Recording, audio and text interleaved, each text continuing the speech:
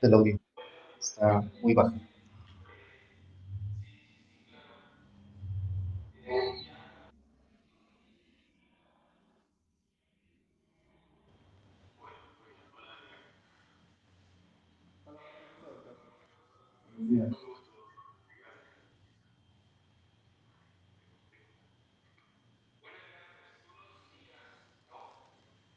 Sí, ahorita ya estamos en vivo en Facebook.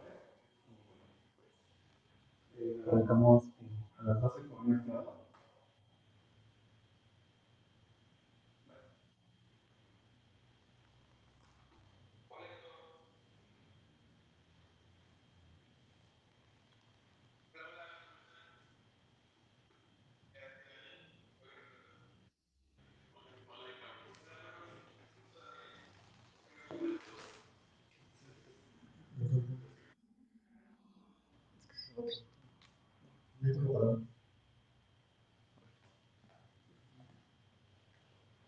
Aquí ya se está escuchando.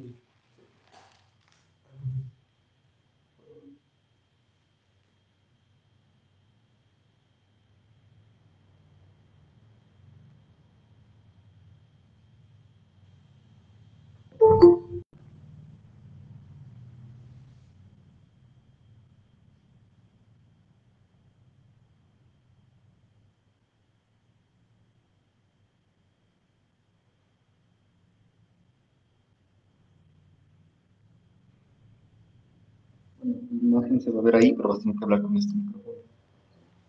Vale. ¿Me dices te lo enciendo? Entonces,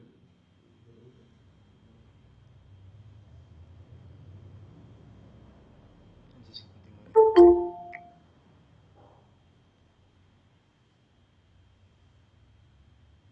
Hay muchos que se unen.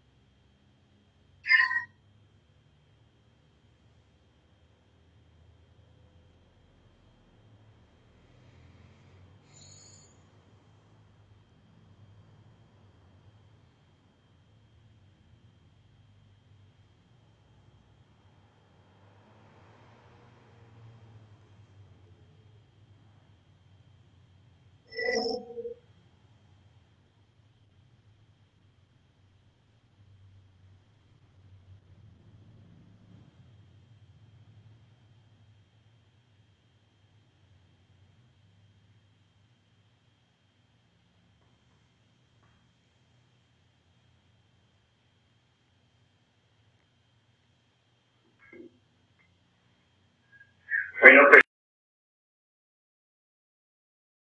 pues sean cordialmente bienvenidos al seminario Ecología Política, Sufrimiento Socioambiental y Acción Política. En esta sesión inaugural nos acompaña el doctor Daniel Renfri.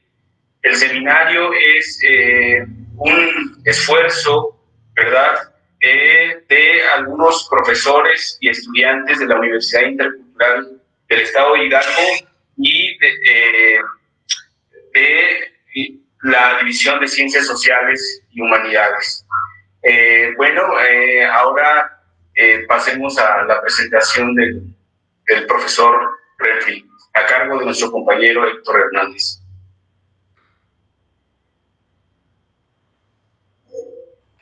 Hola, buenos días a todos. Bienvenidos a la primera sesión del seminario. Voy a hacer una breve semblanza del doctor Daniel. Él es profesor asociado de la Universidad profesor asociado de Antropología en la Universidad del Oeste de Virginia, en Estados Unidos.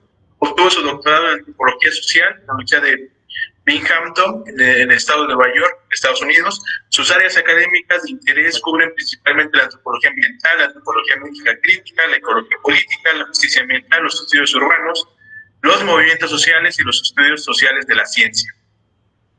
Geográficamente, sus investigaciones se centran en Uruguay y en los Estados Unidos.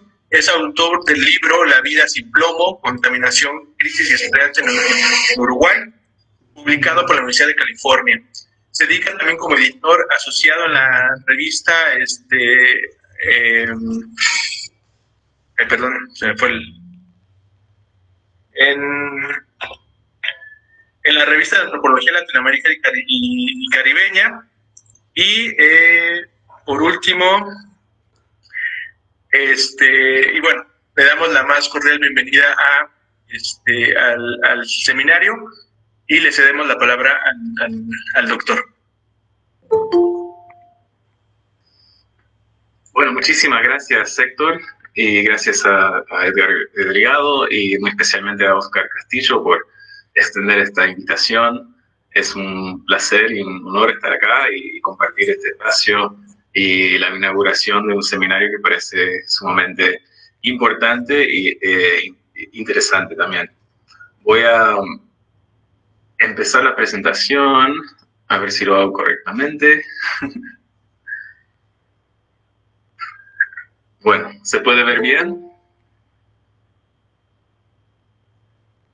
Sí. Claro. Ok, perfecto. Sí. Y se escucha bien, obviamente. Bueno, entonces, bueno, gracias gracias a la Universidad Intercultural del Estado de Hidalgo también. Es una pena que no puedo estar presencialmente, porque me encantaría conocer algún día el Estado de Hidalgo. Conozco varias partes en México, pero esa parte no, y quizás en un futuro se puede concretar. Bueno, hoy voy a dar una charla basado en este libro, La vida sin plomo, contaminación, crisis y esperanza en Uruguay, que se publicó en el año 2018. Y es un proyecto de investigación que empezó en el 2002 y duró 15 años, con un periodo intensivo entre el 2004 y 2005, cuando pasé 18 meses en Uruguay haciendo trabajo de campo, y después volví, era para el trabajo de doctorado en Binghamton, y después volví varias veces para hacer trabajos de posgrado por tiempos más cortos, 1 mes, 2 meses, en siguientes años. Y trabajo, y el tema de hoy, la temática de hoy, es ¿qué significa vivir en un mundo tóxico? ¿Cómo y en cuáles condiciones se traduce el sufrimiento tóxico y la injusticia ambiental que conlleva a un movimiento o movilización de justicia ambiental? Entonces, para empezar a hablar de eso, quiero asentar algunas bases más teóricas primero de lo que estoy hablando, lo que se quiere decir por sufrimiento tóxico y la injusticia y la justicia ambiental. Y lo primero es que el sufrimiento tóxico tiene, la manera que lo encaramos es que tiene distintas dimensiones, la dimensión material, afectivo y simbólico, por lo menos. Y lo material es la dimensión más directa, la dimensión de los riesgos, los daños ambientales y cómo son encarnadas, cómo se llevan al cuerpo de uno, en individuos y después más colectivamente en poblaciones. Entonces, cómo resulta en el padecimiento de la enfermedad. Entonces, es lo que se ve más directamente, lo que se siente más directamente, y es en muchos sentidos lo más importante. Pero también el sufrimiento tóxico conlleva elementos afectivos. Y en lo afectivo quiero decir ese atentado contra los sentidos. Entonces es el cuerpo sufriente, el dolor, pero también el quebranto del cotidiano, Otros sentidos como el olor, el gusto, la vista, la audición, todo se puede sentir en desequilibrio y en caos a veces a partir del sufrimiento tóxico. Y el tercer elemento, en lo simbólico, es que además del quebranto de la salud y de los sentidos y el cotidiano, se presenta muchas veces como una amenaza a la identidad misma, al sentido de ser, al sentido de comunidad, a lo que se sabe de la naturaleza o el ambiente, al lugar y el sentido de pertenencia a un lugar. Segundo, la injusticia ambiental es cuando ese sufrimiento tóxico impacta diferencialmente a las poblaciones vulnerables. Y esa vulnerabilidad puede ser por varios motivos y por varios ejes de identidad. Puede ser por clase, por raza, por etnia, por género, por nacionalidad, u otras también. Entonces, ese es el momento que reúne el sufrimiento individual con ese ámbito colectivo y se conecta a procesos estructurales. Y tercero, es la justicia ambiental. Y por justicia ambiental lo manejamos como la movilización colectiva o el movimiento social que puede llegar a surgir a través y a partir de ese sufrimiento tóxico y la injusticia ambiental. Eso se lleva en el plano político, del derecho, las políticas de salud, las políticas de salud ambiental y la participación ciudadana, pero también en lo afectivo y simbólico. Entonces, en lo afectivo es una base de solidaridad y muchas veces una estrategia mediática. Es la manera que la prensa se interese en temas de sufrimiento tóxico o de injusticia ambiental. Y en lo simbólico, esa defensa del lugar, de identidad, lleva a una ética que promueve la justicia, que da fuerza a este tipo de movimientos. Y por último, quiero agregar, como manera general, que ese movimiento, esas movilizaciones por la justicia ambiental, nunca son dadas, ¿no? Nunca son automáticas. Al contrario, la mayoría de los casos de sufrimiento tóxico e injusticia ambiental no se llevan a la movilización, no se llevan a un movimiento social. Entonces, para un antropólogo o para un científico social, una de las preguntas más interesantes es por qué y en cuáles condiciones se puede llegar a formar un movimiento, porque no son automáticos, porque son tan raros en la historia. Entonces, mi presentación va a ser enfocada en el estudio de caso que investigué por tantos años en Uruguay sobre el plomo.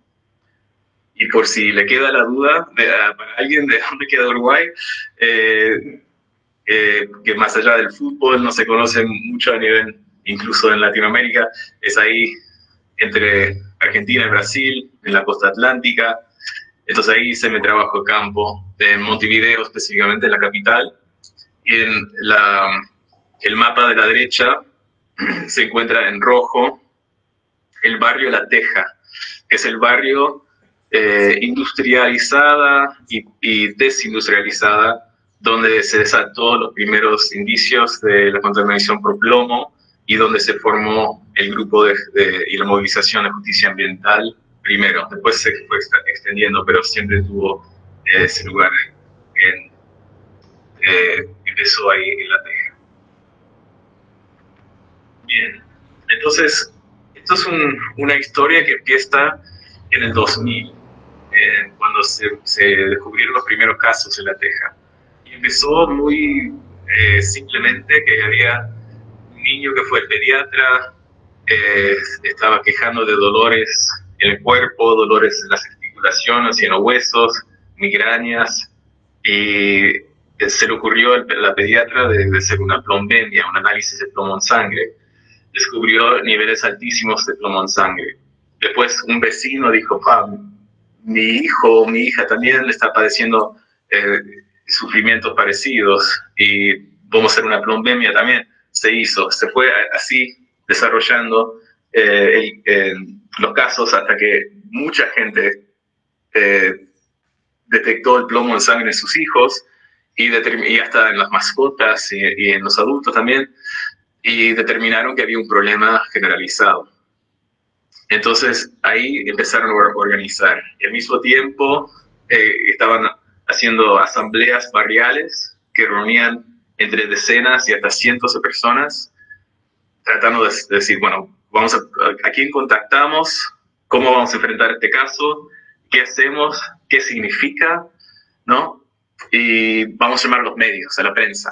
Entonces llamaron a la prensa y la prensa tomó nota y se interesó, y ahí fue agrandando el tema.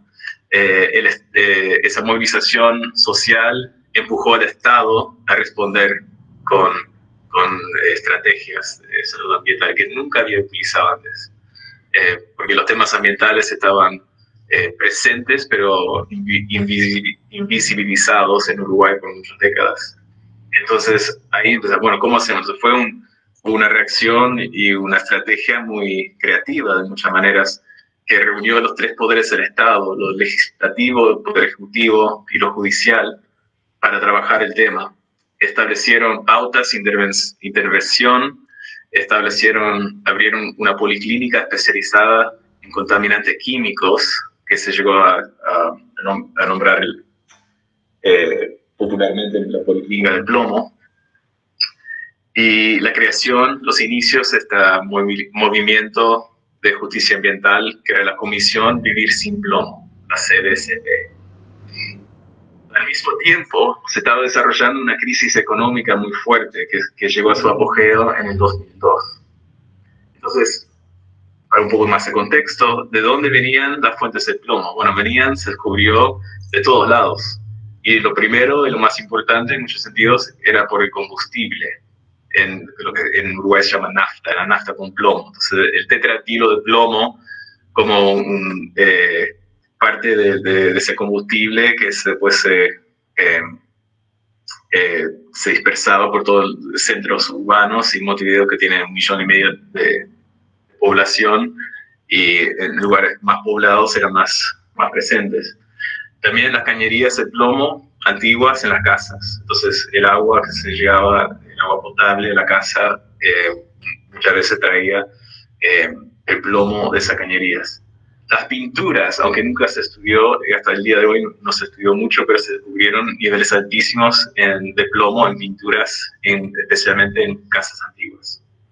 Las fundiciones de metales, otras industrias como las curtiembres lanares, los desechos tóxicos, entonces industrias que iban volcando sus desechos en distintos puntos de la ciudad, productos de consumo varios, y la economía informal. Esa economía informal que aumentó con la crisis económica del 2002, llevó a mucha gente a buscar estrategias de sobrevivencia no tradicional e informal, y algunos de ellos involucraban lo que se llamaba la quema de cables, que era el robo de cables eléctricos y telefónicos para fundir y recuperar el cobre y el plomo para la reventa en el mercado negro. Y eso se hacía en los predios de las casas, en los asentamientos irregulares, que después voy a hablar mucho más de eso. Entonces, se fue descubriendo que las plombemias y el nivel de plomo en sangre rodeaba un promedio de casi 10 microgramos de plomo por decilitro de sangre. Que en ese entonces, en principios del milenio, la Organización Mundial de Salud y los Centros de Control de Enfermedades, la CDC de Estados Unidos, determinaba que un nivel de 10 significaba la intoxicación, y significaba también el umbral de intervención del aparato de salud pública para intervenir y tratar de separar la persona de la fuente de contaminación, las personas, remediar los suelos o lo que fuera, o sacar las pinturas o los cañerías de agua, y a veces trasladar a la gente, y con niveles más altos hacer un tratamiento médico también.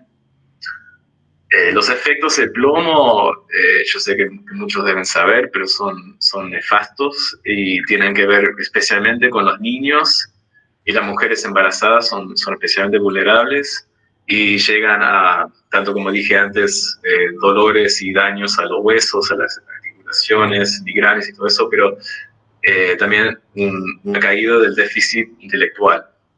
Entonces, eso medido en una persona puede ser muy grave para su desarrollo. Pero lo que estaban siempre diciendo es que a nivel poblacional, cuando el cociente intelectual se cae a nivel poblacional, eso puede tener un impacto muy grande sobre una sociedad.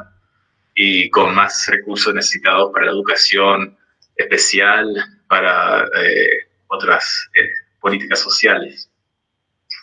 Afecta a todos los sistemas del cuerpo, el sistema renal, la audición, posiblemente vinculado al cáncer, puede resultar en la muerte, pero a niveles muy, muy altos.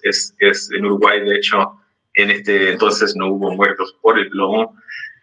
Y la agresividad también, la impulsividad y la agresividad. Entonces, el plomo, hay muchos estudios que vinculan niveles de plomo altos a nivel poblacional con aumentos de crimen violento en particular. Entonces, en mi investigación quería examinar el desarrollo, el desenlace y los efectos de esta contaminación por plomo y cómo se convirtió en un incidente tóxico a un evento tóxico. Y por evento tóxico quiero decir que como evento pudo llegar a crear su propia lógica, impulsó nuevas maneras de pensar, nuevos saberes, nuevas modalidades de acción, nuevas intervenciones del Estado. O sea, produjo profundos cambios en la sociedad como evento, más allá de un incidente pasajero que podría producir la contaminación química, tóxica. Y como un tipo de desastre, tuvo una característica procesual, en el sentido que fue un desenlace, tiene un pasado, tiene un presente y tiene un futuro también. Entonces, traté de investigar todos esos elementos. Lo hice básicamente, primariamente, con un enfoque metodológico basado en la etnografía. La etnografía es la buque insignia de la antropología social. Tiende a ser y dar una mirada más holística, más heterogénea, con métodos variables y heterodoxos. Entonces, por ejemplo, se basa en entrevistas, hablando con la gente, la observación participativa. Entonces, yo estaba participando en distintos ámbitos de las acciones que hacía el movimiento social, por ejemplo, marchas callejeras, ese tipo de cosas. También estudié documentos, archivos, saqué fotografía y miré la literatura secundaria. Y esos son algunos de los actores y sitios en diapositivo donde trabajé. Entonces, principalmente con los activistas, pero también con autoridades y técnicos de la ciudad de Montevideo y del gobierno nacional, empresas públicas que estaban involucrados. La empresa ANCAP, por ejemplo, fabricó y comercializó la nafta con plomo, el combustible con plomo, por 7 décadas hasta terminar en el 2004. Los hospitales, iba a los hospitales durante la consulta médica de niños y familiares. Trabajé con pediatras, toxicólogos, otros académicos, trabajadores sociales, abogados, sindicatos que trataban el tema. Visité asentamientos, que es el nombre en Uruguay que se da a las poblaciones de vivienda precarias y irregulares. Manifestaciones. Pasé mucho tiempo en La Teja, pero no únicamente, pasé a muchas otras partes de la ciudad y en ciertos casos a otras ciudades del interior. Y también exhibiciones artísticas, el carnaval, que voy a hablar dentro de poquito, más tarde. Y trabajé en lo que podía, en la parte que para mí es lo que hace la etnografía tan interesante y tan creativo, o lo puede lograr, es que trabajar esos intersticios de la sociedad, en este caso intersticios urbanos, donde hay que ponerse en lugares donde se puede capturar dimensiones sociales que sean relevantes para su trabajo, ¿no? Entonces, eso quiere decir recorrer la calle, recorrer el barrio, tener no solo entrevistas formales, anticipadas, pero también una entrevista que surge de un encuentro fugaz en la calle, ¿no? Y eso es de entender, de llegar a una profundidad de entendimiento de lo que está pasando dentro de la tela de la sociedad misma, ¿no? Que siempre es parte de ese contexto que es muy importante para la etnografía, de llegar a esa profundidad contextual. Y después finalmente quiero resaltar que me considero un investigador bicultural, en el sentido que yo nací en Uruguay, me crié en Estados Unidos, tengo una madre uruguaya y padre estadounidense, y pasé toda mi vida visitando seguido Uruguay, pasando los veranos norteamericanos. Hice la mitad de mi primer año de grado en Uruguay. Después de mi licenciatura universitaria pasé 1 año y medio viviendo con mi abuela en la casa antigua de ella, de la familia. Y todo eso resultó en una situación que yo estaba comprometido con este tema en sentido político también. Yo nunca me presenté como un investigador objetivo o distanciado de la temática. Quería alzar el tema en la opinión pública, quería ayudar al movimiento, demostrar la manera que estaba sufriendo la gente para poder hacer mi granito de arena, ¿no? Pero poder hacer lo que pude para ayudar, ¿no? Entonces, en ese sentido, y soy un etnógrafo comprometido. También, por supuesto, lleva desafíos de involucrarse con cierta gente, qué significa para otra gente que te ven así, cuáles son las puertas que se abren, cuáles son las puertas que se cierran, y son todas decisiones que son metodológicas y también, en muchos casos, para mí yo lo veo como decisiones éticas también. Este hombre que está en la foto, Carlos Pilo, era el líder informal, porque la Comisión Vivir Sin Plomo no era una organización burocrática, era una movilización muy heterogénea, espontánea y dinámica. Pero era la figura más importante, más mediático, el vocero más común, más típico del movimiento. Y él vive en La Teja, y es mi interlocutor principal, pero también lo considero un amigo. Nos hicimos una amistad muy importante que sigue hasta hoy en día. Llevó tiempo, por supuesto, desde el 2004 cuando lo conocí.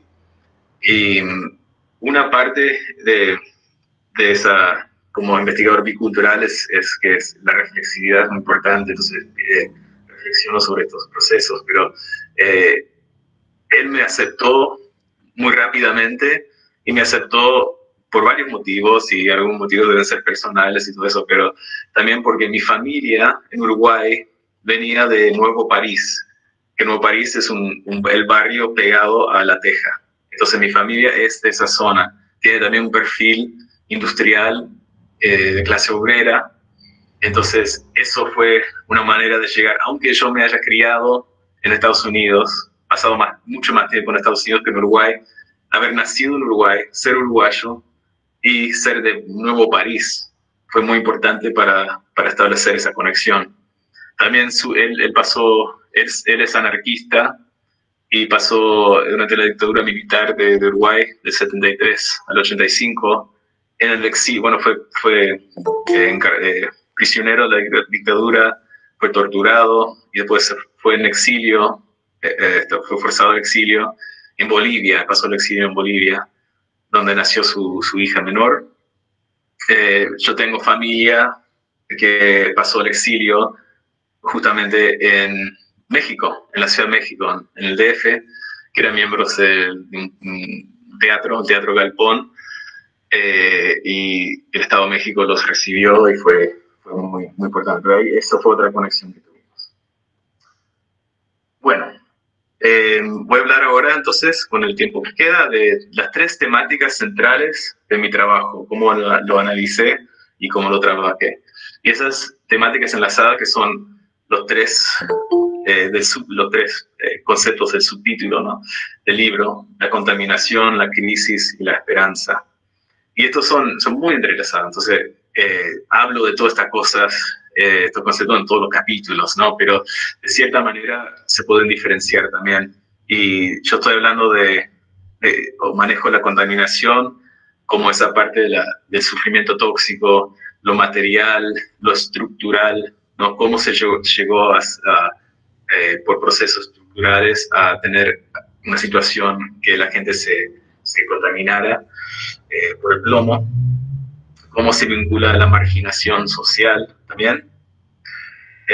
Después, a nivel de crisis, hablo en este caso, eso es parte de la crisis, obviamente, lo material, pero en este caso estoy hablando de los saberes, del poder, del Estado, de la pérdida de la legitimación de las autoridades del Estado, que eran cambios que estaban en proceso de desarrollo en Uruguay en ese entonces, la identidad colectiva, nacional, de clase, ese tipo de cosas.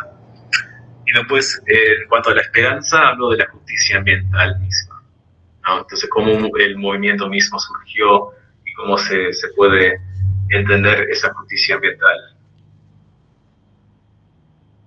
como una promoción del lugar. Y la justicia ambiental, en los estudios que se han desarrollado en Estados Unidos, me encanta el lema que toman de definirse mismo. Entonces, siempre es la defensa del lugar, pero el lugar se define como el espacio donde vivimos, trabajamos y jugamos, ¿no? Entonces, es un movimiento ambientalista, pero no como ambientalista en sentido de defensa de la naturaleza, de los recursos naturales, de la biodiversidad, la conservación, ese tipo de cosas. Es un ambiente humano, un ambiente urbano en ese sentido, pero es el lugar donde vivimos, trabajamos y jugamos, que involucra obviamente a los niños. Bueno, pasando primero a ese ámbito de contaminación, de sufrimiento tóxico. Mucha el enfoque de la contaminación se identificó al principio, pero también era una realidad objetiva, que los asentamientos urbanos, asentamientos irregulares, esas viviendas precarias organizadas en comunidades, tenían niveles altísimos de plomo en suelos. Y venía esa contaminación en muchos casos de los desechos de la industria, que por décadas, bajo otro régimen político-económico, que era la sustitución de importaciones, la industrialización a través de la sustitución de importaciones, que era de los años 50, 40, 50 hasta los años 60, ponele, se desarrolló mucha industria en Uruguay, pero no se pensaba o no le daba importancia a lo que pasaba con los desechos. Entonces, muchas veces esos desechos se volcaban en los intersticios urbanos, en los márgenes de los arroyos, ríos, en predios municipales abandonadas o sin desarrollar. Y cuando empezó la crisis económica que empieza en realidad en los años 90, con la caída, el declive del sistema neoliberal que dominaba Uruguay desde los años 80 y 90, empezando en los 70 también, con la dictadura,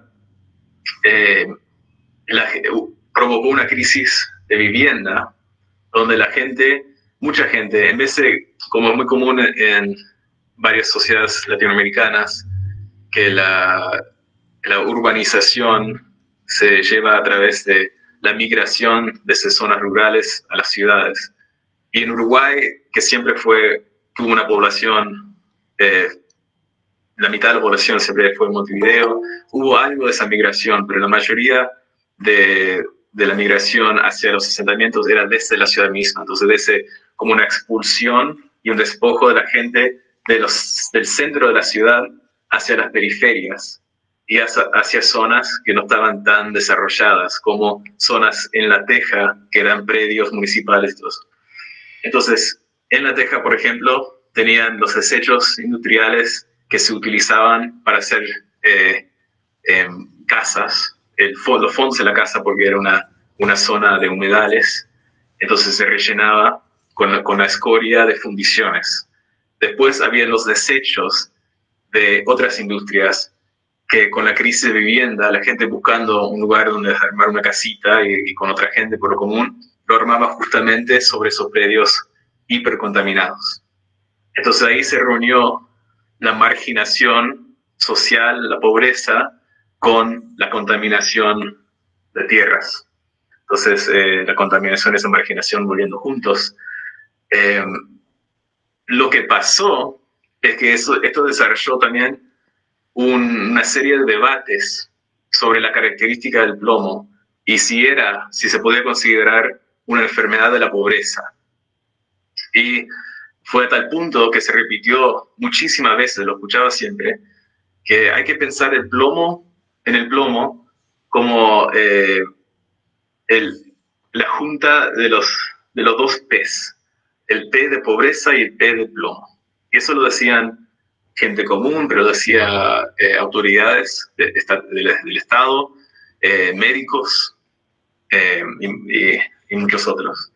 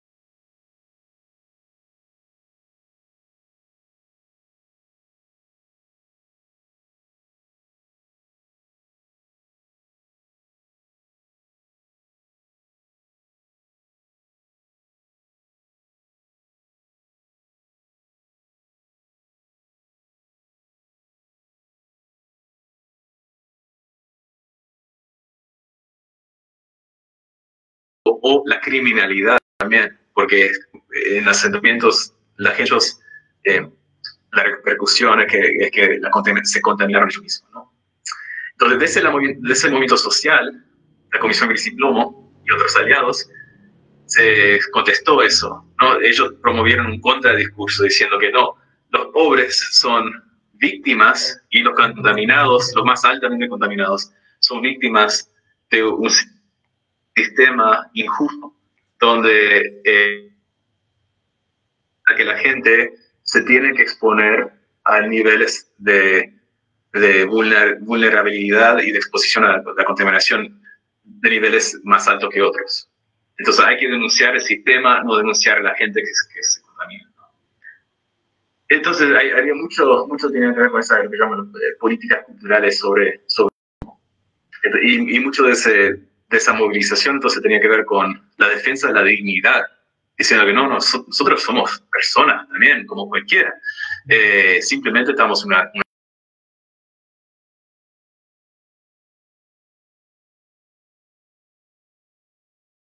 bueno, este graffiti lo encontré en uno de esos recorridos de casualidad, de hecho eso fue en Nuevo París, en mi barrio, y me encanta, es un graffiti anarquista, no lo hizo el movimiento, no sé quién, algún anarquista lo hizo, pero no sé quién fue. Y dice, nuestros niños hoy están envenenados con plomo de las fábricas, mañana con plomo policial. y me encanta porque es el enfoque, ponen el enfoque en el sistema, en lo estructural. Entonces son envenenados por las fábricas que llegaron el plomo al cuerpo, pero también ese plomo, esa marginalidad que llevó a ser más expuesto también, se contribuye a un sistema donde la marginación sigue y después son más expuestos a la violencia del Estado y la policía, ¿no? del sistema de justicia criminal, ¿verdad?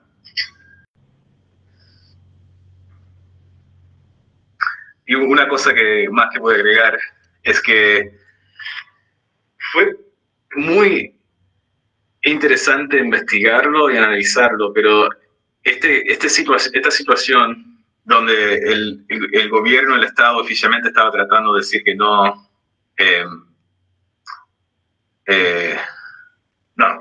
eso lo voy a agregar después.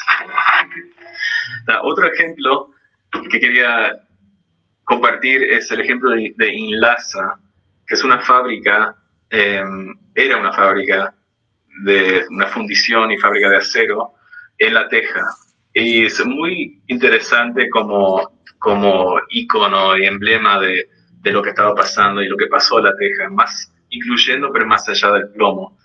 Entonces, antes Inlasa se llamaba Nervión, y Nervión empezó en los años 50 como parte de esas políticas de industrialización a través de la sustitución de importaciones, y empleó a cientos de trabajadores, fue muy exitoso y fue un punto de orgullo para el barrio La Teja, ¿no? Era un punto que todos reconocían, que todos tenían orgullo, se escuchaban el chiflido anunciando los cambios de turno, los trabajadores, por ejemplo, y siempre estaban muy unidos a luchas sociales.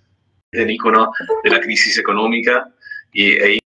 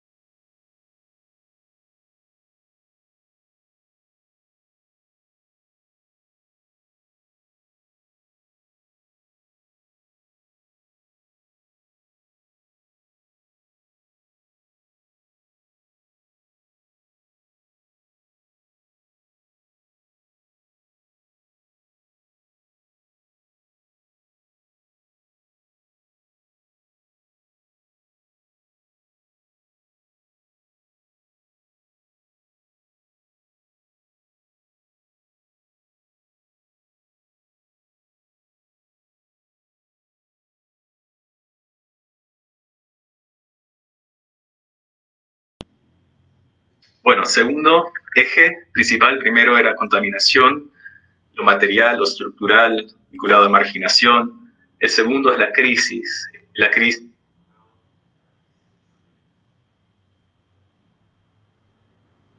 de lo que oficializó el gobierno como pautas de intervención.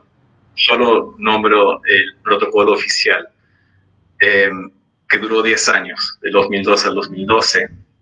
Y eso era que al principio, cuando empezó a trabajar, era una comisión interinstitucional que empezó a trabajar el tema de los poderes del Estado, que incluso involucró a la sociedad civil por un tiempo corto hasta que se separaron. Pero estaban haciendo trabajo muy bien, muy creativa, y enfocando una investigación de todas las causas, todas las fuentes de contaminación.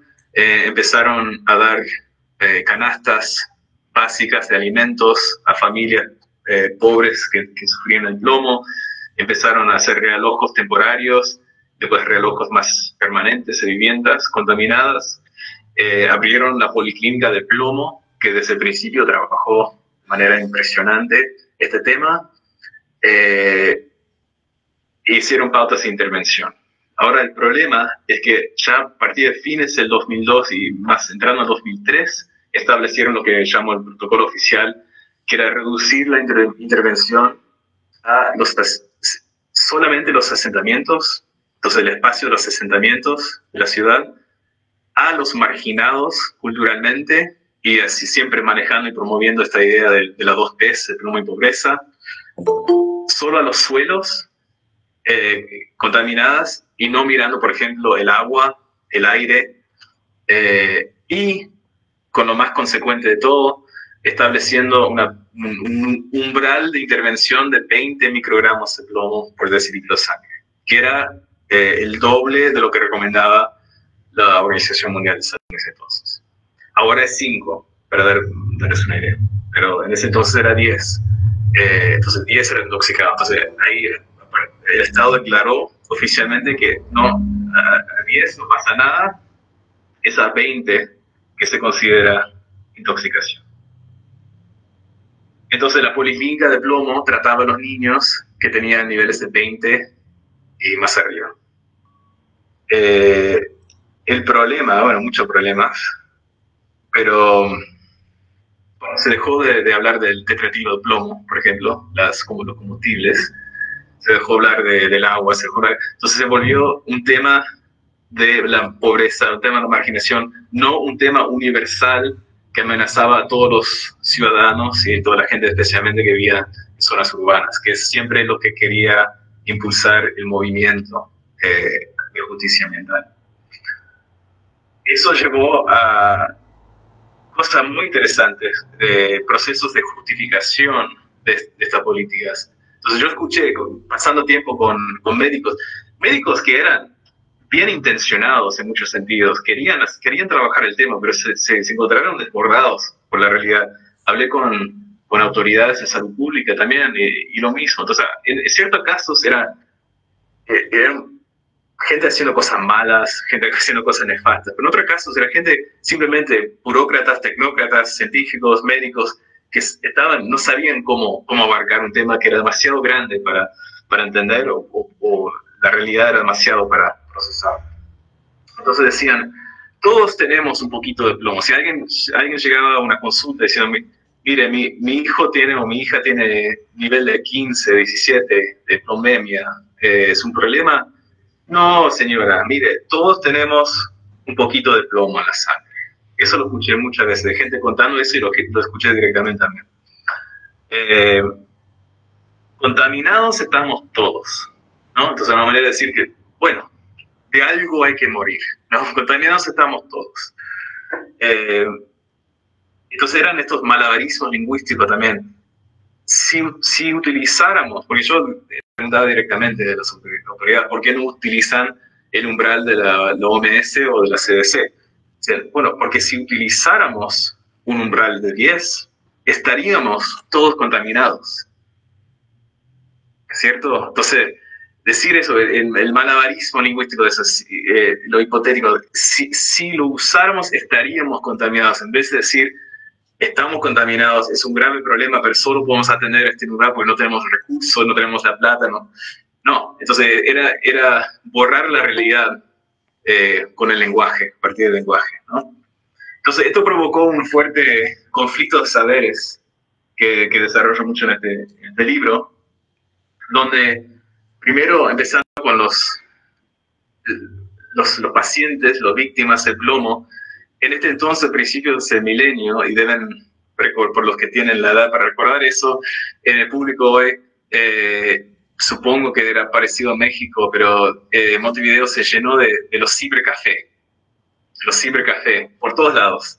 Y los cibercafés eran lugares de internet, ¿no? Que podías acceder a internet para gente que en ese entonces poca gente tenía su propia computadora, pero podían ir a un cibercafé y pagar relativamente poca plata para una hora de uso de internet. Entonces, gente de asentamientos que antes, desde la perspectiva de poder,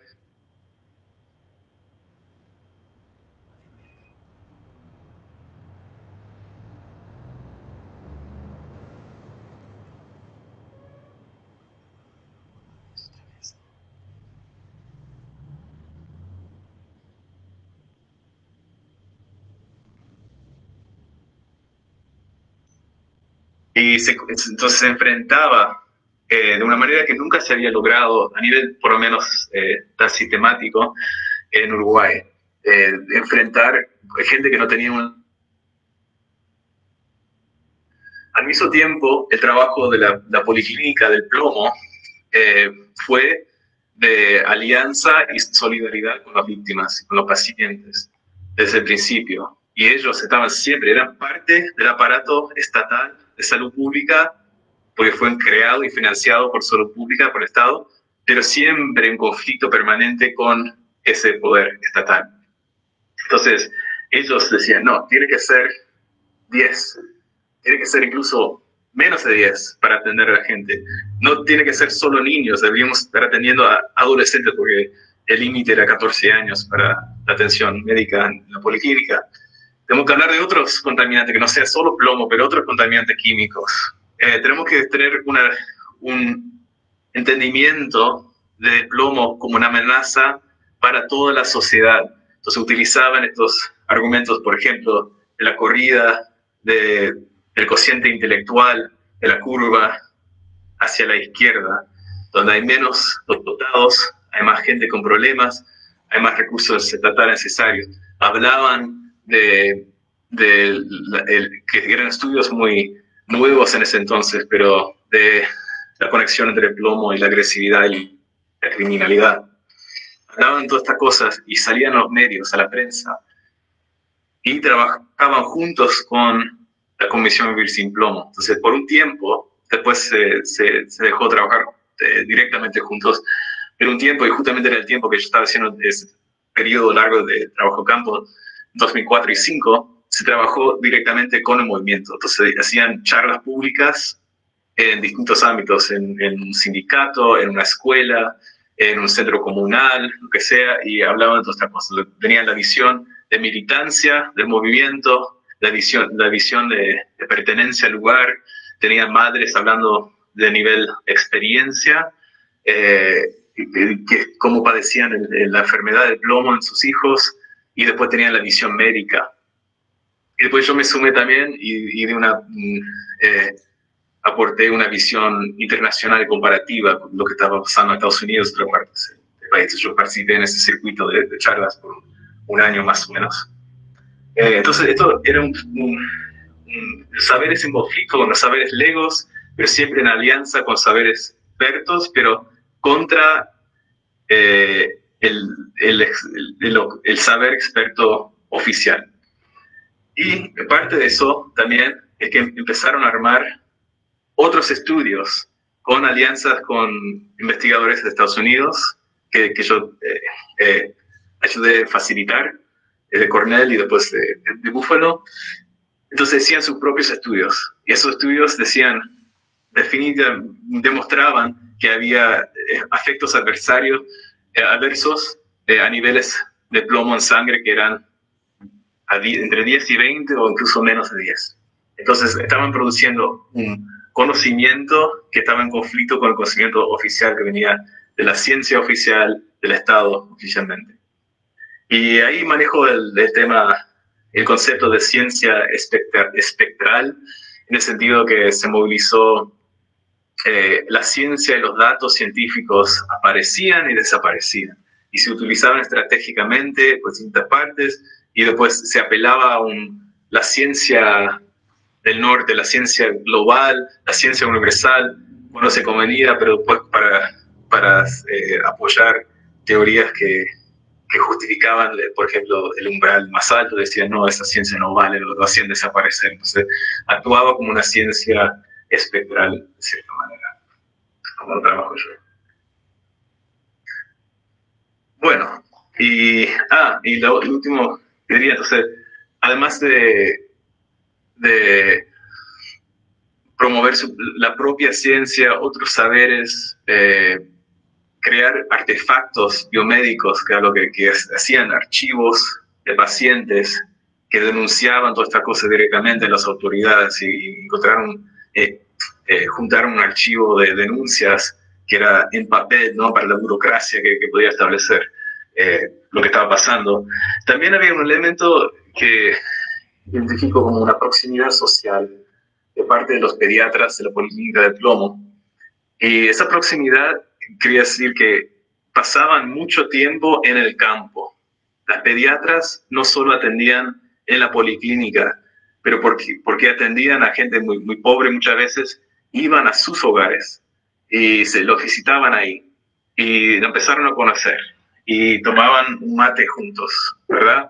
Hacían una estrategia, no una estrategia una estrategia para mejorar el proceso de atención médica, pero al mismo tiempo forjó una unidad, una proximidad social que aumentó la confianza de la gente en los médicos, en las pediatras, y mejoró toda esta relación, que también terminó siendo mucho más eficaz últimamente en haciendo denuncias al Estado y demandas. Entonces acá es una foto de una fiesta navideña en la Policlínica de Plomo. Yo estuve ahí, yo ayudé a armarlo y limpiar después. Y es algo que parece muy simple, casi mundano, ¿no? Bueno, es una fiesta, pero esto era inédito.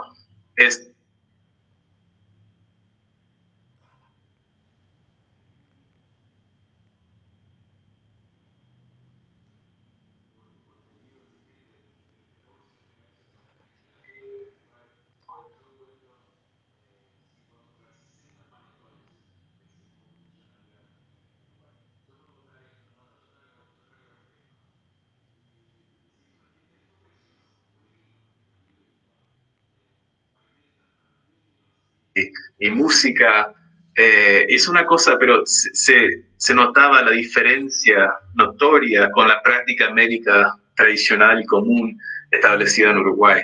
Y se pudo hacer en este espacio de un hospital materno e infantil muy importante de Uruguay, en Montevideo. Básicamente dijeron, encontraron los permisos, pero no tuvieron ningún apoyo del hospital. Hicieron, vamos a tomar este piso del hospital, este lado del hospital, y vamos a hacer una fiesta. Y fue precioso, pero fue emblemático, parece, de esa proximidad social que fue fundamental para forjar esas conexiones con la gente. Bueno, y la última dimensión es la esperanza, el lado de la justicia ambiental. Y aquí lo que intento hacer, yo enfoco más esta parte en la teja, y esto es la parte del libro que es más experimental, digamos, donde utilizo la murga. No sé si conocen la murga. La murga es un género de carnaval de Uruguay, donde lo más emblemático es el carnaval, es muy querido en Uruguay, y los géneros más emblemáticos son la murga y el candombe. El candombe viene de una historia afro-uruguaya, a base de percusión, es precioso, y la murga viene de España, de Cádiz, y es algo que es un espectáculo que se arma sobre un escenario con un coro de típicamente hombres, históricamente, ahora se han ido cambiando, que cantan cuplés, que son un espectáculo tiene como un tema general, pero después son cuplés que hablan de cosas particulares. Y siempre la murga es una reflexión, un comentario de los acontecimientos del año pasado, o de los últimos meses, en Uruguay o en el mundo también. Entonces, el carnaval próximo va a hablar todo de COVID, con la coronavirus, no, ese tipo de cosas. Y se hace con sátira, y tiene una dimensión política también, que se popularizó especialmente por las murgas de la teja, que se llamaban murgas compañeras, porque tenían un perfil político mucho más fuerte y mucho más directo. Entonces yo utilizo la murga. Bueno, en el 2002 en el carnaval 2002, dedicaron un cuplé al tema de plomo. Entonces cantaron al plomo directamente. Carlos Pilo, que era este amigo introductor importante, era trabajó de cobrador voluntario, ¿no?, de la murga. Entonces él iba a salir siempre con ellos. Entonces ese primero mes que lo conocí, me dijo: "Che, Daniel, ¿querés salir con la reina de la teja?" Y yo dije, obvio, bueno, vamos. Entonces tuve la fortuna de salir con esta murga muy emblemática, una murga súper famosa de Uruguay, de La Teja, y salimos a los tablados, que son los escenarios populares de presentación de carnaval, y también al Teatro de Verano, que es la competencia nacional oficial. Y entonces utilizo la murga porque por la conexión directa de mi interlocutor con la murga, pero también porque cantaron a la murga, pero también por lo que representaba la murga para la comunidad, ¿no? Esas luchas con la resistencia contra la dictadura, contra la censura, contra la opresión de la dictadura, su apoyo a las redes sociales del barrio, ¿no? Entonces ahí lo usé como metáfora, como portadora poética y psicoanálisis para este capítulo particular. Y haciendo eso, y enfoqué en los sitios que enfoqué directamente eran una escuela de educación especial, centros comunales, la prensa comunitaria, una radio comunitaria y un diario comunitario, exhibiciones de arte de niños y estos espacios de carnaval. Un argumento que estuve tratando de hacer es que en los estudios de la justicia ambiental a nivel mundial, lo que se enfoca más, por buenas razones, son el lado de sufrimiento, los lados oscuros de lo que está pasando, obviamente porque eso es lo más directo y es lo que impulsó la creación de estos movimientos. Pero yo quería hacer un argumento que, como cualquier agrupación humana, los movimientos de justicia ambiental también son más que eso, y tienen una dimensión performativa, tienen una dimensión hasta lúdica, en cómo celebran también la belleza, lo bueno del lugar, ese sentido de pertenencia, y lo demuestran al mundo y a la sociedad más allá de donde están. Entonces eso era parte del proceso del movimiento social, de ser un performance de su lugar y su sentido de pertenencia, que se juntaba a la denuncia, obviamente, se juntaba a estas otras partes. Bueno, ya va mucho tiempo hablando, entonces voy resumiendo. Estas son algunas ideas que saco como resumen de cómo esto llevó a ser un evento tóxico el plomo en Uruguay. Porque lo que no dije al principio, que ya deben todos saber, es que el plomo no fue inventado en Uruguay, el plomo no es un problema nuevo, el plomo viene de más de 2000 años de conocimiento de sus efectos tóxicos. Es uno de los elementos de salud ambiental, enfermedades de salud ambiental más reconocidos y más estudiados en la historia de la humanidad. En México, como saben, tienen muchas décadas de problemas por contaminación por plomo, por el combustible y también por el uso de ollas de barro. Tienen otro nombre, no me acuerdo. Pueden decir después, y otras fuentes industriales también, ¿no? Entonces, en Uruguay también tenían plomo. Desde que tenían el combustible, desde que tenían la industria, desde que tenían las cañerías de plomo, tenían contaminación. La gente se enfermaba por el plomo. Entonces, ¿por qué en el 2001 recién se reconoce como un problema que afecta a nivel de la sociedad o a nivel colectivo y se convierte en un evento tóxico? Entonces, estos son algunas de las razones. Entonces, la crisis superpuso los cuerpos marginados con terrenos contaminados, como había dicho, ¿no? Entonces, había una parte que era nuevo. Esto es una parte nueva, que la gente haciendo viviendas precarias en lugares de alta contaminación.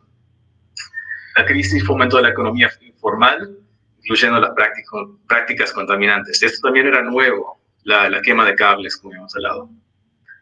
Tercero, el plomo sirvió de metáfora o metonimio de la crisis del 2002. Eso fue muy importante. En los científicos políticos de ciencia política dicen opportunity structure, la estructura de oportunidad, ¿no? Entonces, en ciertos momentos es más viable que surge un movimiento que en otros momentos. Y sin duda, en este momento, 2002, fue viable porque el plomo se logró no solo por el movimiento, pero también la prensa lo hacía, los partidos políticos lo hacían, vincular el plomo a como estos emblemáticos de toda la crisis que estamos sufriendo, que fue profundo, la crisis que Uruguay no había experimentado en un siglo casi. En La Teja, el combate del plomo se hace posible por las ya existentes redes de solidaridad y por la identidad e historia militante barrial. Entonces, La Teja siempre fue un barrio combativo, un barrio de organización laboral y social, un barrio de apoyo mutual y solidario con la gente pobre que necesitaba, ¿no? Entonces, porque se descubrió en La Teja, no es casualidad que haya surgido este movimiento. Surgió porque ya tenían la infraestructura social y política en el barrio para poder enchufar el plomo a eso y atenderlo, de ciertas maneras. El liderazgo de mujeres en defensa del hogar, de los niños del lugar, fue muy importante en la movilización de los símbolos, de lo afectivo, de lo simbólico de este tema. Y las alianzas críticas con periodistas, profesionales, tecnócratas, políticos, académicos, ¿verdad? Y esto es siempre, por lo que yo he visto, los movimientos de justicia ambiental más efectivos son los que tienen ese tipo de alianza. Entonces no trabajan solos, no trabajan de manera aislada, trabajan con estas alianzas estratégicas e importantes de gente en otros sitios de poder que pueden ayudar y dar una mano. El movimiento por la justicia ambiental se une a un largo declive del neoliberalismo y de los partidos tradicionales y la llegada al poder de la izquierda. Entonces, esto fue el auge y la culminación de un proceso largo de luchas antineoliberales que dio al paso de establecer el Frente Amplio en el gobierno de Uruguay en 2004. A partir de ahí, de 2004-2005, cuando asumió el poder, el movimiento ambiental, de justicia ambiental contra el plomo, se va bajando en actividad. Y no porque estaban de acuerdo con todo está bien, ¿no? Pero porque no tenían los mismos espacios, otra vez como esa oportunidad estructural que existía antes. Los alter saberes se posibilitan por nuevas tecnologías de información, ¿verdad? Hablando de los cibercafés, el internet, la globalización. Y la proximidad social fue clave en unir médicos con la comunidad. Y por último, el movimiento resulta más exitoso cuando se logra universalizar el riesgo, con definir el problema de plomo como un riesgo para la sociedad. En los momentos que pasaba por la cobertura médica, por el poder, por los logros de lo que estaban demandando el movimiento, era en ese momento cuando se logró hablar de plomo de manera más general, que no solo La Teja, no solo los pobres, que es un problema que nos afecta a todos. Podría haber sido más eficaz, empezando, si fuera más exitoso ese intento. Lo último, conclusión. Me gustaría decir que yo creo que el plomo y la lucha contra el plomo llegó a formar una parte de uno de los logros más importantes de salud pública en la historia moderna del Uruguay. Sí, se logró cosas importantísimas e inéditas en el caso de Uruguay. Al mismo tiempo, fue una oportunidad perdida y trágica, porque se podría haber hecho mucho más. Una cosa que no mencioné antes es que nunca se hizo un estudio epidemiológico a nivel de población, a nivel del país o de Montevideo. Se hicieron estudios puntuales. Entonces, eso es una estrategia, decían, el Estado siempre prometiendo que lo iba a hacer. Yo creo que era una estrategia para no tener que decir, si tuviéramos niveles de 10 estaríamos todos contaminados, ¿no? De poder evitar eso. Pero, sin embargo, unos logros, ANCAP, la petrolera nacional, dejó de producir y comercializar el tetratilo de plomo, pasaron legislación de todo tipo para controlar la importación, el control de productos de consumo, de reemplazar hasta cierto punto las cañerías de plomo en agua, hicieron realojos masivos del 2004 al 2009, donde miles de personas fueron realojadas de viviendas en asentamientos altamente contaminadas a viviendas del Estado. En 2011 se hizo el primer litigio exitoso a nivel judicial, primero de su tipo a nivel ambiental en la historia del país, y se hicieron decenas más después de eso. Siguen también hasta el día de hoy. Bajaron el umbral de intervención de 20 a 5, siguiendo el paso de la Organización Mundial de la Salud y la CDC. Hubo un estudio importante de Blacksmith, que es una organización no gubernamental basado en Inglaterra, pero problemática, lo analizo al final del libro, tuvo elementos problemáticos de juntar todavía esos dos P's, plomo y pobreza. Cerraron la policlínica de plomo en 2016, no porque lograron vencer el plomo como problemática, pero porque estaban tratando de cerrar la policlínica desde el 2003 y pudieron al fin, 13 años después, cerrarlo. Pero eso deja los interrogantes de cuántos niños uruguayos hoy siguen envenenados porque no se estudia a nivel epidemiológico, no se sabe, y cuáles son los costos que pagó y seguirá pagando la sociedad uruguaya por esta contaminación masiva. Y esos pagos, esos costos son a nivel de políticas sociales, educativas, la criminalidad y un largo etcétera. Entonces, concluyo con eso. Muchísimas gracias por su atención. Espero que no haya sido demasiado largo, pero fue un placer hacerlo y espero las preguntas. Gracias. Bueno, muchas gracias, Daniel, por la excelente presentación. Muy amena, muy puntual, ¿no? Muy interesante, ¿sí? Bueno, ahora vamos a dar paso a una ronda de preguntas, de respuestas, de comentarios, ¿verdad?, sobre la exposición y sobre pues, algunos de los textos que pudimos revisar, ¿verdad?, que fuiste tan amable de enviarnos. Entonces, quien quiera preguntar, prende por favor su micrófono o alza la manita, ¿no?, la herramienta que está en Google Meet para poder darles la palabra. Gracias.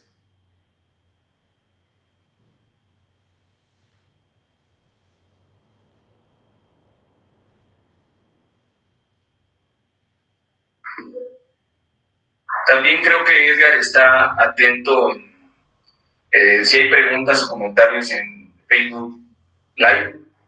Y bueno, mientras los que estamos aquí en Meet preguntamos, hacemos comentarios, pues Edgar, por favor, si nos haces saber cuáles son los comentarios o las preguntas, te lo agradecería. Hola, buenos días.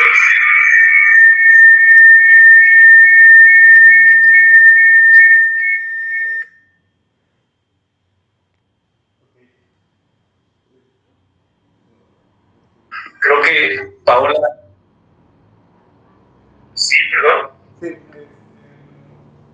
de momento ahora no tenemos comentarios en Facebook, pero iniciaremos con los comentarios. Creo que Paola la compañera Paola había prendido su micrófono. Paola, ¿algún comentario, pregunta?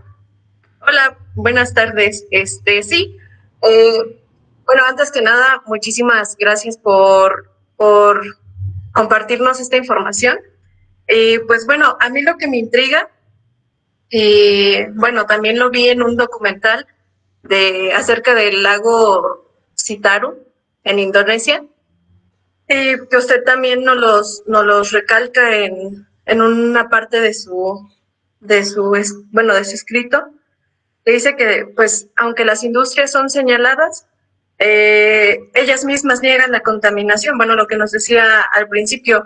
Y lo que me llamó mucho igual la atención, bueno, cuando vi el video de Citarum, fue que incluso hasta como su manera de burlarse, no sé, o sea, saben que están perjudicando a la sociedad, pero pues mientras no me perjudique a mí no pasa nada, ¿no? Así fue una cara de desprecio. Y bueno, eso es lo que quería comentar. Muchas gracias. Muchas gracias, Paola. Sí, Este caso no lo conozco, pero me interesaría saber más. Pero sí, lo que yo he leído de casos de injusticias ambientales es que es sumamente común eso, ¿no? De prácticas de industrias de negar su responsabilidad y después de denigrar a los sufrientes, a las víctimas. Es decir, que, bueno, algo habrán hecho, es culpa de ellos, ese tipo de cosas. Y eso se sitúa a base de un proceso de otra edad, ¿no? De ser el otro, esa víctima, que no es como nosotros, ¿no? Y sí, gracias. Seguimos con las preguntas, comentarios. Me gustaría participar. Ok, adelante. Gracias. Sí, mire, a mí lo que se me hace bien interesante es el movimiento social, el movimiento que realiza, ¿no? Cómo desde el activismo, ¿no? Cómo se organizaron. A mí me gustaría saber un poquito más a fondo, ¿no? Cómo se organizaron y para que fueran escuchados, ¿no? Porque en muchos movimientos que hay, pues la verdad que es muy difícil aquí en México, ¿no? Con los activistas, que se les dé atención, que se centre la atención en ellos, ya que, pues, como lo mencionó ahorita usted y Paola, pues, empresas que están afectándose sus beneficios, pues no les gusta que la gente se informe. Buscan denigrar con la desinformación, ¿no? Con la ignorancia, tratar con la ignorancia a la gente. Entonces, a mí se me hace muy interesante cómo es que se organizaron y cómo es que se les ocurrió la idea de, pues, llamar medios de comunicación, o de dónde surgió la idea, o cómo fue ese proceso, ¿no? Porque casos como este hay muchos, ¿no? Uno muy conocido podría ser en Estados Unidos Monsanto, en las partes bajas de Mississippi y lo que es Luisiana, algunas comunidades negras, afroamericanas que fueron afectadas y fueron minimizadas, ¿no? Pero pues también hay un documental de ello que se hizo posteriormente. Entonces me gustaría saber cómo fue que ese proceso, ¿no? De que pues se dieron a conocer a nivel nacional, que captaron la atención. ¿Cómo fue que se les ocurrió buscar la atención de los medios? Sí, una pregunta excelente. Gracias, Jaciel. Entonces, es complejo también, tiene muchas partes, pero un poco al final de la presentación estaba tratando de resumir un poco ese proceso. Se organizaron boca a boca, básicamente al principio, eran los padres y las familias, pero después gente como Carlos Pilo, que no estaba involucrado directamente, se sumó como un referente del barrio, que ya estaba involucrado en muchos movimientos de todo tipo. Él se comunicó con un periodista llamado Carlos Amorín. Carlos Amorín era un periodista también con orígenes anarquistas, que se había exiliado a Francia, que conoció a Pilo, eran amigos. Él trabajaba y publicaba para Brecha, que es un semanario, muy importante de Uruguay y Latinoamérica. Entonces, él empezó, era el primero a nivel nacional, era un semanario izquierdista, pero de mucha lectura en Uruguay, y él alzó la voz y escribe de una manera espectacular también. Después incluso publicó un libro que reunía todos sus trabajos. Entonces, con alianzas, a partir de alianzas, era siempre importante sus alianzas con periodistas, porque en La Teja ya tenían esta infraestructura de organización, fue importantísimo también. Entonces, eso ya no es como algo que se puede decir, bueno, que hagan eso, ¿no? A otra comunidad, porque ya lo tenían. Entonces, en ese sentido, estaban afortunados porque lo tenían. Pero básicamente es a partir de la organización social y política que diría que siempre es importante, ¿no? En cualquier ámbito. Entonces, cuando surgió el plomo, no había movimiento.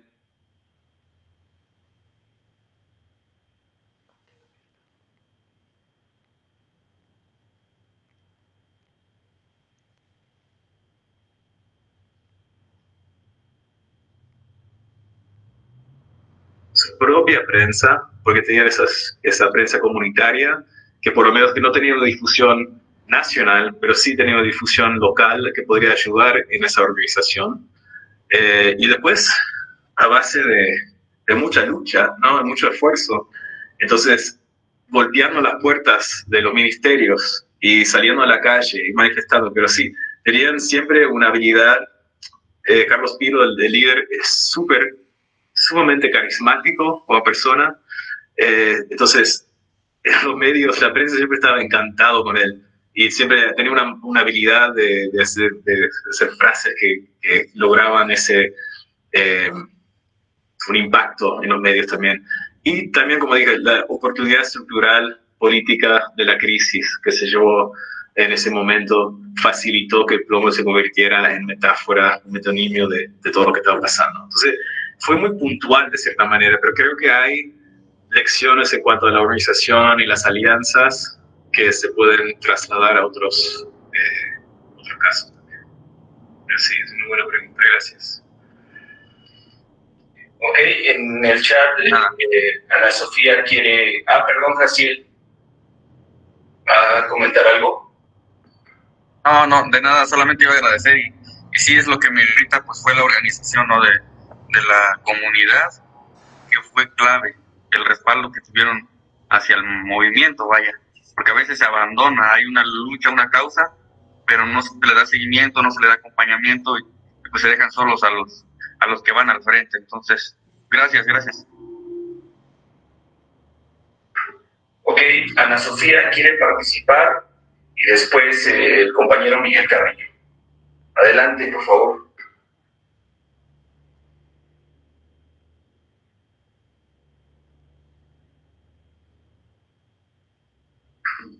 ¿Sí está Ana Sofía? A ver. No la escuchamos muy bien.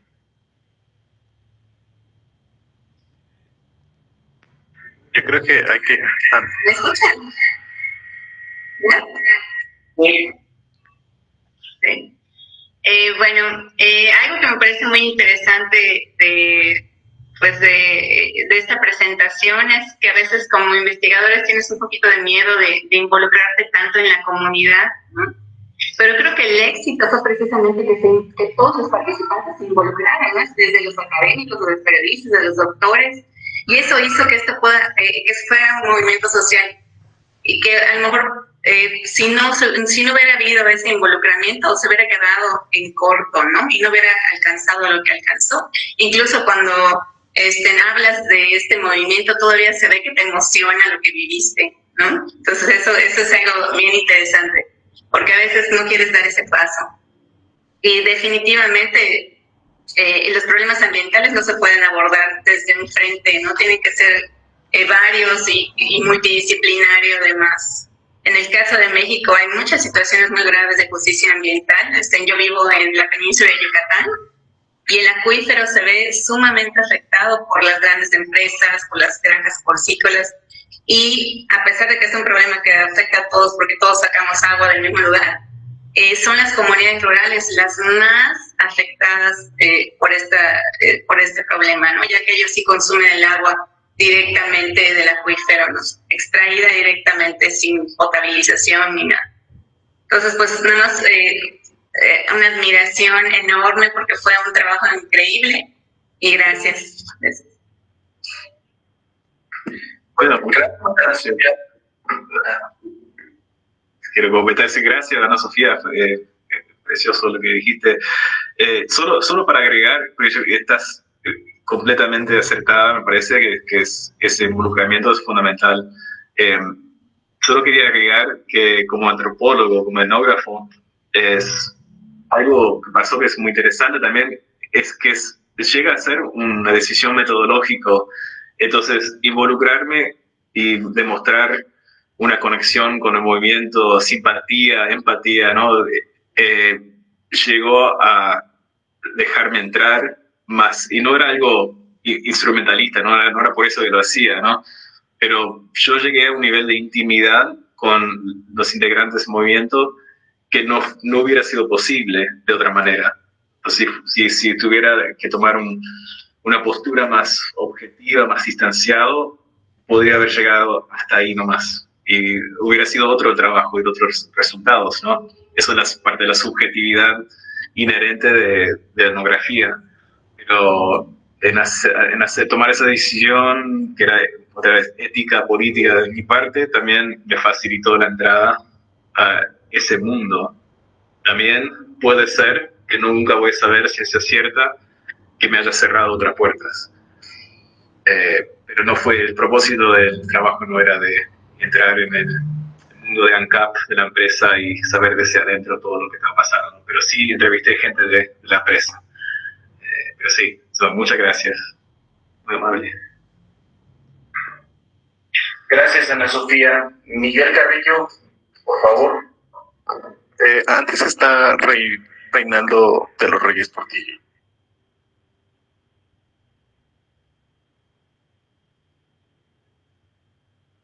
Sí, gracias. Cierto, Edgar. A ver, adelante. Gracias, buenas tardes. Bueno, primero agradecer la presentación, a mí me pareció fabulosa y espero consultar el libro en cuanto pueda. Tengo dos preguntas concretas. La primera sería, ¿qué parte de la población afectada estaba relacionada con la empresa? Es decir, ¿eran trabajadores o extrabajadores de la empresa o de las empresas más contaminantes? Pensando que quizás en algún momento pudo haber habido cierta presión por parte de la empresa hacia sus trabajadores para que se limitaran en los movimientos, le bajaran al activismo, etc. Y la segunda parte es, en estos movimientos activistas, ¿cuál era el objetivo principal de los discursos? ¿A quién atacaban más los discursos activistas? ¿A las empresas, al Estado? ¿O era una mezcla de los dos? No sé, aparecía por ahí algo de la dictadura. ¿Cuál era como el objeto simbólico de los discursos de justicia ambiental en esos movimientos? Bien, gracias, Reinaldo. Excelente pregunta también. Bueno, primero, es súper interesante eso de cuál fue el papel de los trabajadores, ¿no? Dependía de la industria, dependía de la empresa. Hubo ciertos casos como la contaminación era tan... venía de tantas fuentes. Algunas empresas más chicas, los trabajadores claramente no se involucraban y temían seguramente perder su trabajo si denunciaban. En otros casos, los trabajadores hablaban de manera extraoficial con periodistas o con activistas y colaboraban de cierta manera, pero no por la vía, por ejemplo, sindical. En otros casos, por ejemplo, el sindicato de los metalúrgicos se involucraron y trataron estaban en una posición muy difícil, ¿no? Porque su industria es directamente responsable por mucha de la contaminación, pero ellos mismos no se quieren contaminar, obviamente, porque son trabajadores que quieren mantener su salud. Entonces estaban luchando para condiciones laborales y de la comunidad. El ejemplo más emblemático, más fuerte de esto fue en un capítulo 4 del libro abarca este tema. En el CAF, el directorio del CAF fue una empresa estatal, empresa pública. El directorio era controlado por los colorados, los partidos tradicionales en ese entonces que estaban en el poder. El sindicato era izquierdista y se enfrentaba al directorio. El directorio quería, paradójicamente, privatizar la empresa. Entonces había una movilización política para privatizar las empresas públicas como parte de la agenda neoliberal. Entonces el sindicato, que estaba basado en la planta de ANCAP, que está en La Teja, que no sé si lo mencioné, pero está dentro del barrio La Teja, una de las plantas que tienen, pero una de las más importantes, ellos salían al principio en una relación antagónica con la comunidad organizada, porque la comunidad organizada en los primeros meses de este conflicto, señalaron a ANCAP como fuente contaminadora, no solo por los combustibles, pero por la fábrica misma, las emisiones de la fábrica. Entonces, el sindicato, que es la Federación ANCAP, se le va a decir, primero vamos a investigar. Se reunieron en asambleas muy tensas con los activistas y la comunidad pues incluso la comunidad salió amenazando prender fuego a la fábrica. Y ahí hicieron todo este trabajo de memoria, de solidaridad, diciendo, mira, nosotros en el 73, cuando también ocupamos la fábrica, luego del golpe de Estado, ustedes, la comunidad, son los que nos ayudaron, nos protegieron, pensamos que estamos solos, y salieron a rodear la fábrica. Esa cosa no se pierda, no se olvida, ¿verdad? Entonces, no vamos a ningunear a ustedes, no vamos a decir que no es un problema, esto vamos a investigar. Entonces, ellos lanzaron una de las investigaciones mejores que se había hecho en Uruguay sobre las fuentes de contaminación por plomo, con documentos, con historia oral, todo.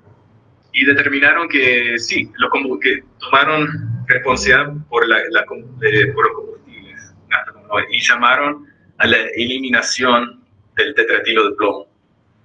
También era el momento que la ley de privatizar la empresa fue sometido a un referéndum, un plebiscito, para dar vuelta a eso. Entonces, vamos a defender la empresa, pero también empujar por una empresa modernizada y no contaminante. Entonces, fue toda una danza de distintos intereses encontradas, pero al final no fue fácil, no fue automático, pero al final lograron juntarse y solidarizarse con la lucha contra el plomo desde la comunidad. Entonces eso fue un ejemplo puntual, pero un ejemplo muy, muy importante.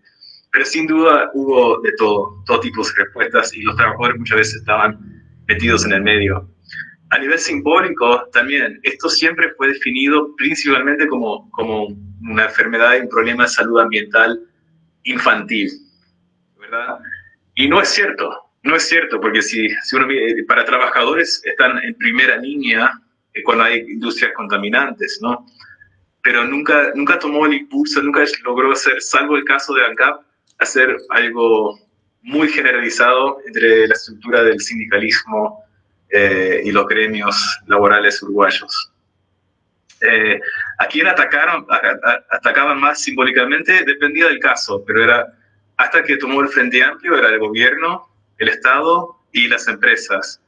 Pero también querían trabajar con el gobierno, con el Estado, y lo lograron hacer, porque el Estado derechista es el Estado que hizo esta comisión interinstitucional, que trabajó bien el tema por un tiempo, y no querían cerrar puertas. Entonces, algo que creo que le hizo exitoso al movimiento de justicia ambiental fue mantener su independencia del sistema político y no dejarse cooptar por ningún sector político, aunque tenían perfil más de izquierda y en unos casos de izquierda radical, nunca se ataron a un partido, que hubo muchos intentos de cooptación, eso desde el principio.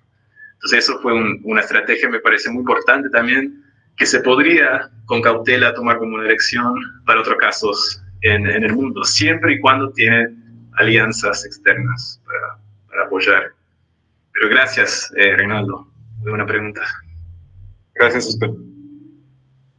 Ok, Miguel. Muchas gracias. Hola, buenas tardes, Daniel. Gracias por la exposición. Yo tuve oportunidad un poquito ayer en la noche de leer un poco algunos textos que me compartió el doctor Adán. Y bueno, me saltaron muchas cosas y muy interesante, pero también, no sé, preguntarte al respecto sobre, hay un viejo debate y creo que no está resuelto y tú todavía le volviste a dar vida, sobre el sentido de la ciencia, ¿no? Si podemos hablar todavía de una ciencia o de las ciencias. En ese sentido, si hablamos de una ciencia, entonces la ciencia está en el centro de una lucha de clases, ¿no? De un antagonismo. O entonces podemos hablar de ciencias, la ciencia de los pobres o la ciencia de los ricos, ¿no? En este caso del Estado y del capital. Entonces, ello me lleva a entender o a preguntar también si entonces hay una ciencia objetiva, ¿no? Entonces, por ahí lo planteas en uno de los textos y retomando, ¿no? Entonces, ¿cómo podríamos abordar ese problema? Muchas gracias. Bueno, gracias. Me boté de la reunión, pero entré otra vez, así que fue sin querer. Pero escuché la pregunta. Es un temazo eso, Miguel.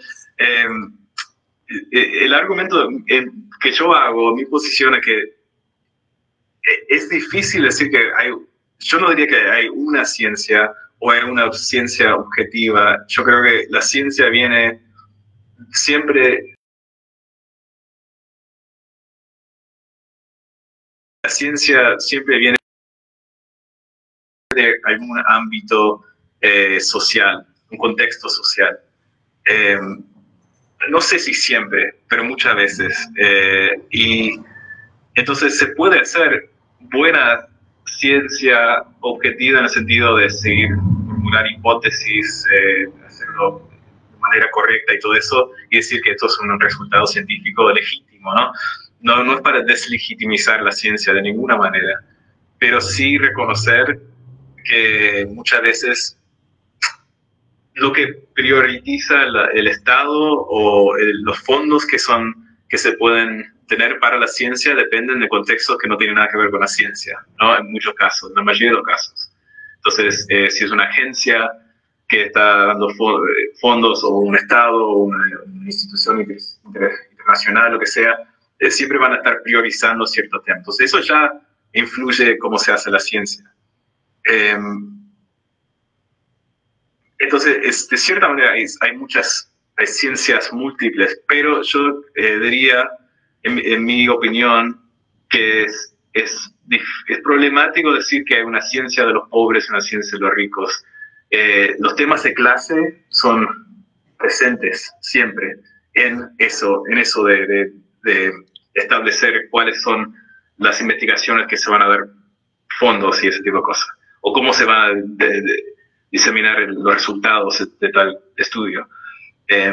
Pero, por ejemplo, en los movimientos de justicia ambiental, están los saberes legos de los pobres, digamos, o de gente que no sean científicos, pero en casi todos los casos están en alianza con otros científicos produciendo ciencia. Y ahora más no sé cuál es la situación en México, pero me imagino que es parecido. Hay la ciencia ciudadana, que está aumentando mucho también alrededor del mundo, donde los ciudadanos participan en la recolección de datos, por ejemplo, para un estudio científico dirigido por cientistas, pero están influyendo también en cómo se arma una investigación.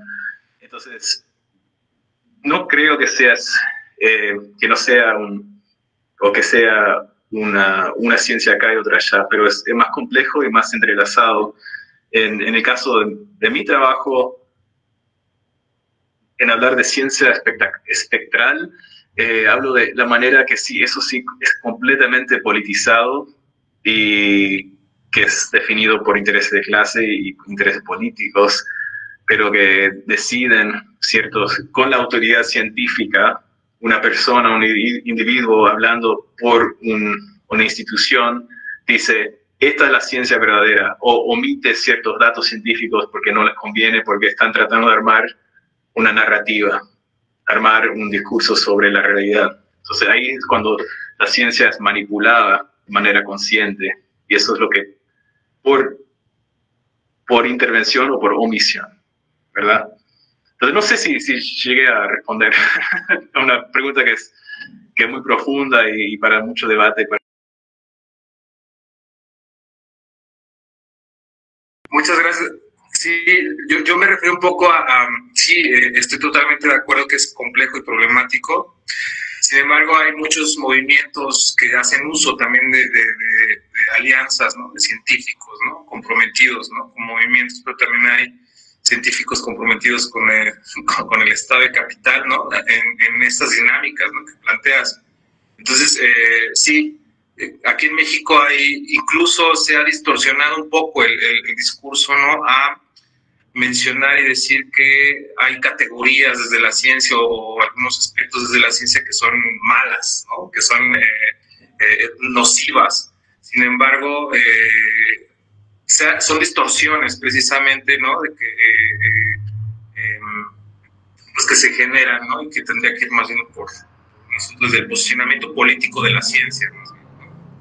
Gracias, Daniel. Muchas gracias. Ok, en el chat Daniel Rojas nos deja una pregunta, la voy a leer. Dice, ¿consideras que dicha experiencia constituye un proceso de construcción de ciudadanía ambiental? Yo creo que se refiere al movimiento, ¿no? Propiamente. Y después José Luis Terreros quiere participar. Entonces, no sé, Daniel, cómo quieras, si contestas la pregunta del otro Daniel Rojas, Sí, o sí. a Jorge Luis, perdón. Como quieran, pero puedo responder a mi tocayo. Sí, entiendo bien la pregunta. Es si contribuyó al proceso de construcción de una ciudadanía ambiental. En Montevideo, desde que salió el tema del plomo, han surgido un montón de temas de perfil socioambiental, tanto urbanas como rurales también. Conflictos como, no me acuerdo si era Ana Sofía que hablaba de los acuíferos y en México, pero ese tipo de cosas también en el interior.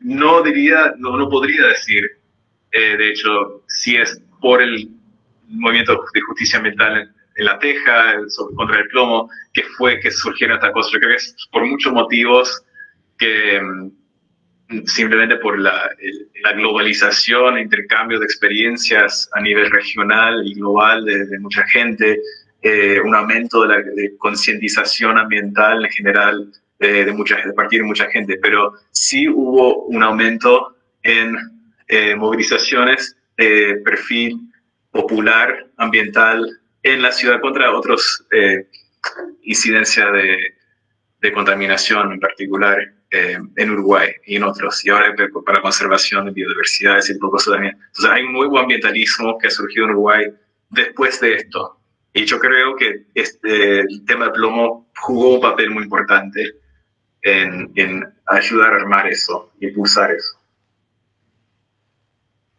Gracias, tocayo. Ok, Jorge Luis.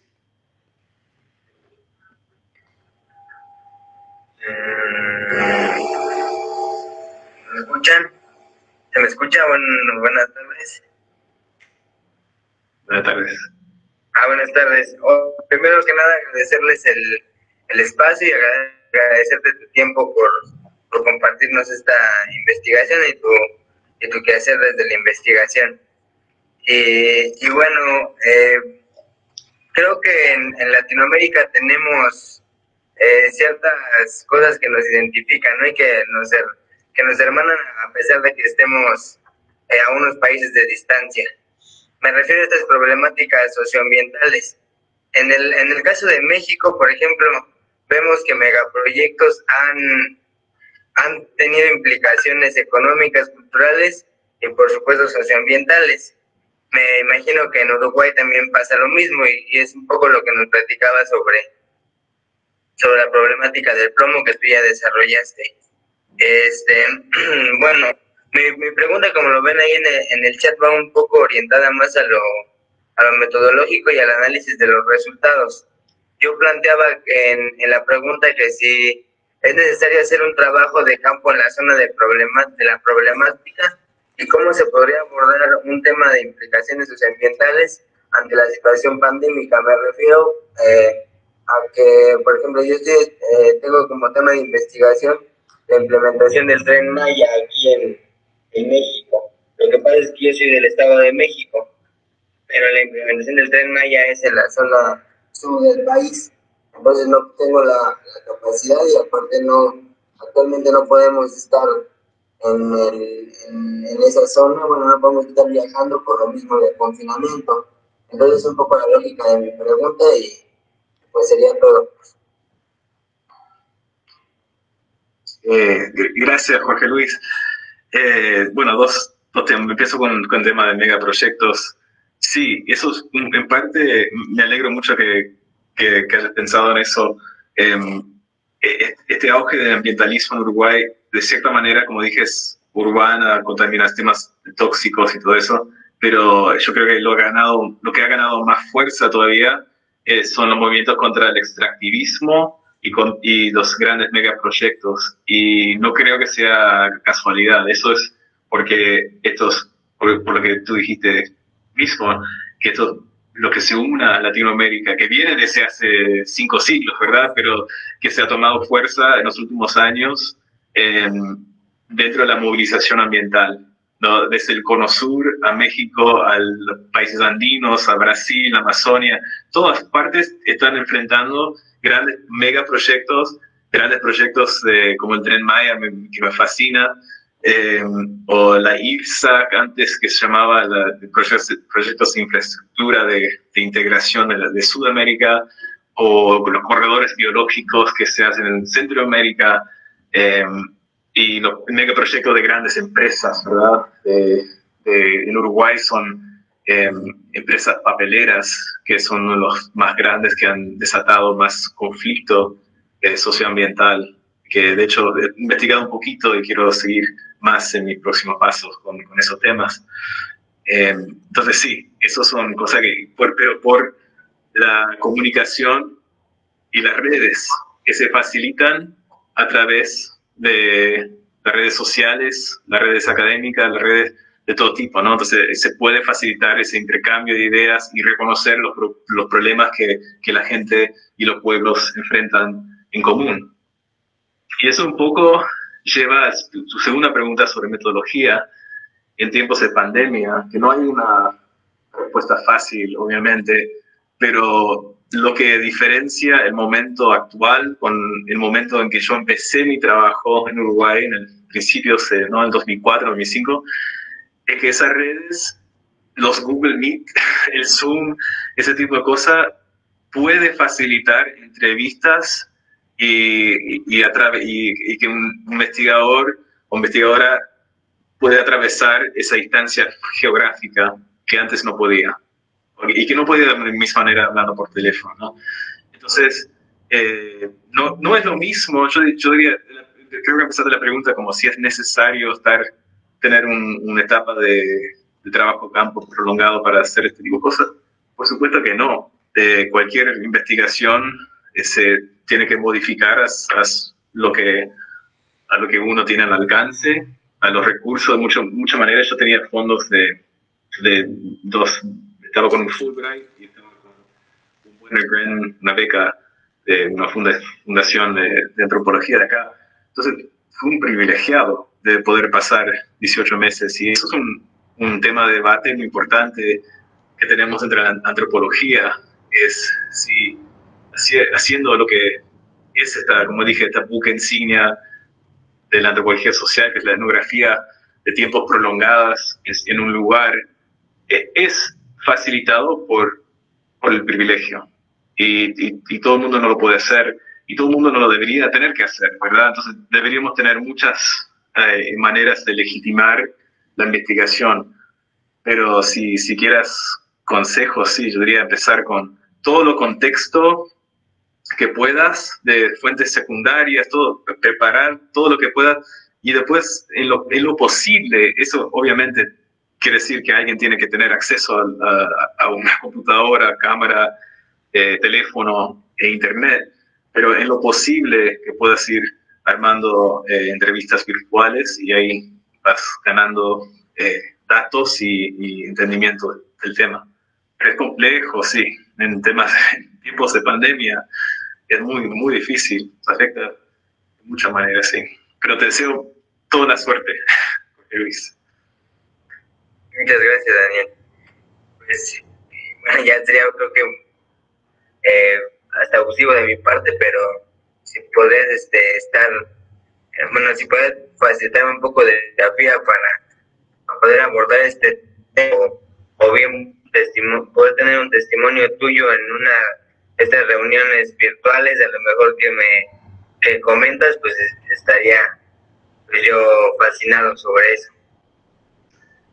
Sí, si entiendo bien, sí, yo para todos, Oscar, o no sé si está en la invitación, no creo que no está en la invitación, pero mi correo electrónico que lo compartes con quien sea, y yo estoy encantado de hablar en lo que puede aportar, o me gustaría saber más de su proyecto de investigación. Entonces sí, sin duda, estoy abierto a que se comuniquen conmigo. Claro. Gracias. Bueno, Gustavo Jerónimo quiere participar y después parece que Jaciel tiene otra pregunta. Adelante. Sí, aquí ando. Bueno, mi pregunta iba un poco más dirigida a los silencios o omisiones que a veces se pueden encontrar en campo. Mi pregunta era la siguiente. Sí, perdón, soy del CIESO Pacífico Sur, de la unidad que se encuentra en Oaxaca, y ahora sí ya va mi pregunta. Me gustaría saber si se encontró con casos de silencios o omisiones por la población de estos silencios o omisiones